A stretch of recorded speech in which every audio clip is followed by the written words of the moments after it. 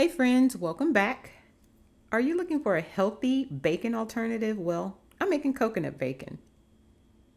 So we're going to start with 2 cups of coconut flakes. Now, I like the flakes, I like the bigger chunks. I think they hold the flavor a little bit better, but I've seen some make it with shreds. So we're going to add our wet ingredients, which are going to be avocado oil, soy sauce, maple syrup, and liquid smoke. And then we're going to add our dry ingredients: smoked paprika, sea salt, and fresh cracked black pepper. Now, don't worry, I'll place a link for this recipe down in the description box. So, here's an important part, guys. You want to make sure that you mix this up very well. Get your hands in there. Make sure every piece is coated. We do not want any raw coconut pieces because that's going to affect the flavor. So, yeah, get in there.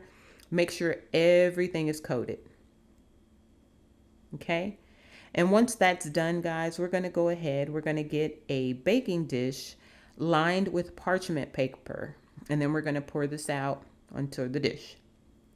Now, another important part of this recipe is that you want to make sure this is spread out, single layered on this pan. Okay, the coconut bacon, it can burn pretty easy. So you got to, just make sure you keep an eye on it and make sure it's single layered. Make sure everything's flat and ready to go. Now, you're going to put this mixture in an oven, a preheated oven of 325. You're going to cook for 5 minutes on one side and then pull it out, stir it up, get it all back down single layered, and put it back in for another 5 minutes. And again, watch it because it'll burn easy. But look at this, y'all. I'm eating this as I'm taking it out of the oven. It's so good. It's delicious. Okay. Now, my method of storage is that I put this in a mason jar and then I store it in the fridge. Okay.